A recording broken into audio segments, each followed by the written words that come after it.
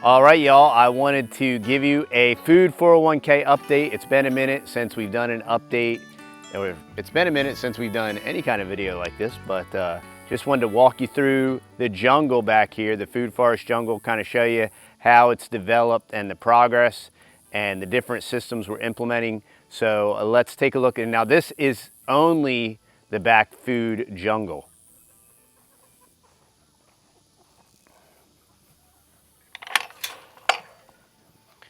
And we keep Beans and her babies are back here doing their thing. And Beans is our Kuni mama.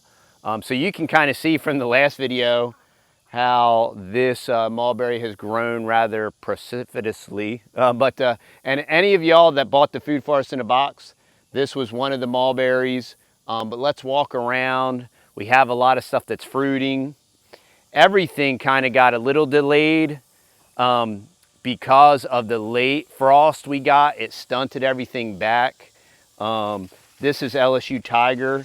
It is super loaded, and these are starting to ripen. I'm sure if I dig down in here, I could pick a couple ripe ones. I might do that later. For those of you, yeah, here you go. There's one that's real close. So you want the figs to either start to crack, you want the skin to start to crack or to droop a little bit. This back food forest is completely passively irrigated by reclamated water, where we reclaim our water and we run it through a system and we allow it to passively water back here. Here's Beans. So Beans and the crew, they're under this LSU purple fig. They're relaxicating and doing our thing. You can see that this jujube, and I got a Lee and a Lang intensively planted here, and they're loaded. And it's great because as these drop, it gives the coonies some food here, so they get to forage off of that. This is a strawberry, emerald strawberry. This one's really sprung up. Yeah.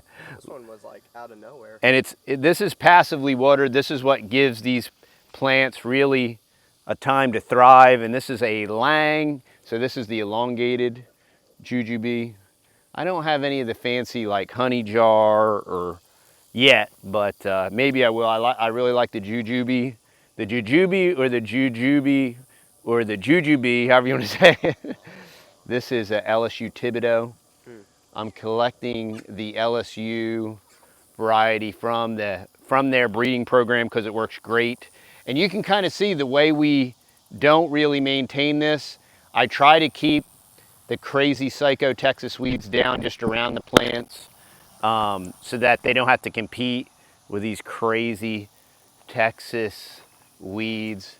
Some of these Celeste figs are ripening right now. Every single one of these fig trees literally burnt all the way to the ground with that last frost. So this is all completely new growth that's come back. And a lot of the older trees are, you know, in excess of 10 feet. We have very large pear trees back in here that are going to be ready to pick soon. One tree that I want to point out, yeah, this pear tree is ready to pick. And then another modification I showed y'all last time is we added this 4-inch PVC pipe. And what this lets me do, we have this collection pond here. So we have an inordinate amount of amphibians. So we have, I don't even know how many different variety of frogs we have back here. Probably at least 20, all different kinds of tree frogs. It's like crazy what it sounds like. And it sounds like wild. And then what I do is I use this 4-inch corrugated pipe to move the water around to make sure, like some of these very exposed trees, if they start to look a little dry, I can redirect it for a day. And I think I got into fire ant somehow. That's gonna be cool.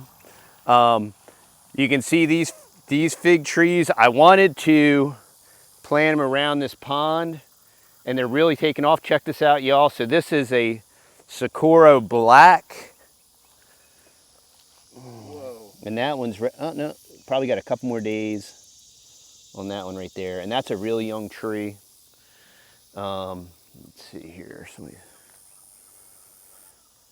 All right. Man, even look at the pear trees back here. They really take. Yeah, and I really want to show you the Asian pears because they look, now you can see how well that tree is probably, some of that's ready to be picked. Yeah.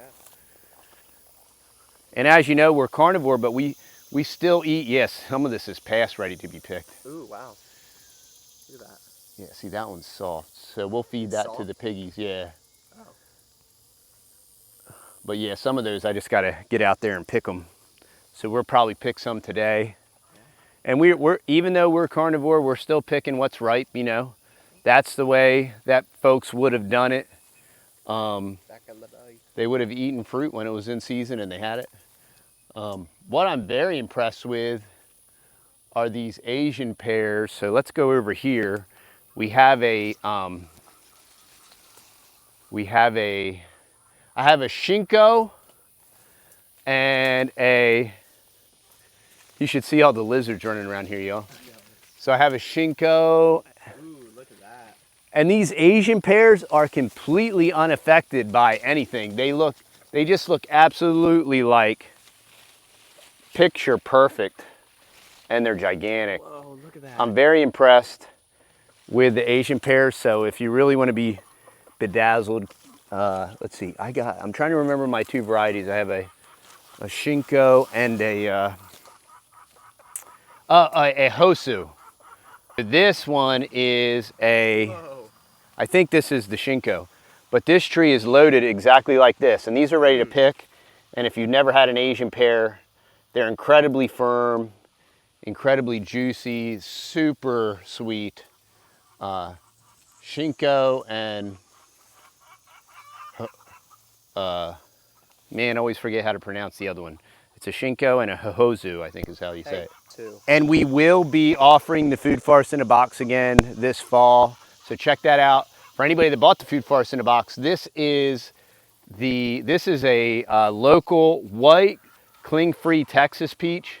This is out of all of our dozens and dozens of peach trees. This has been winner chicken dinner. This peach looks really ugly when you pick it, but it is absolutely awesome. And it's super hardy. And it's very hardy, and this tree is gigantic. We're gonna have to prune it back really hard. And if you're looking for information on, you know, Food Forest and I really can't express enough how much I appreciate Perma Pasture Farms and Billy over at Perma Pasture Farms. We are not a how-to channel, you know. We just like to demonstrate things and talk and explain. But Billy's is a really great teacher, and they have lots of great information for as far as Food Forest stuff and all different kinds of amendments and how to organically do things, especially with the Food Forest. So check out Perma Pasture Farms. If you're over at Perma Pasture Farms, let Billy know the Texas Boys sent you. But he's got some excellent information. They're a great how-to channel, and they teach you what to do, how to do it, how to prune, how to amend your trees, and how to do it in a regenerative, holistic fashion. And I really appreciate them. But I wanted to take you on a really quick walkthrough of our Food Forest. You know, since we went carnival, they're like, what are you guys doing with all this stuff? Well, we're eating it, you know, and we're sharing it. We share it with the critters and the animals and the infrastructure. And we're actually gonna have, this is a Tamapan persimmon, and this tree is pretty loaded. And they get very large and heavy. They're starting to blush there a little bit. So we'll have quite a few Tamapans. We're gonna have some apples. I have like 4 or 5 different varieties of apples this year. You know, they look like an organic apple.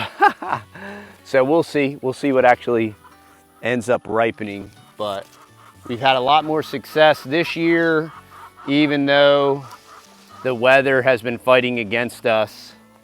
And you know, we just keep rolling with the punches and failing and adjusting. But we're really excited about all the progress. We're really pumped about everything coming back.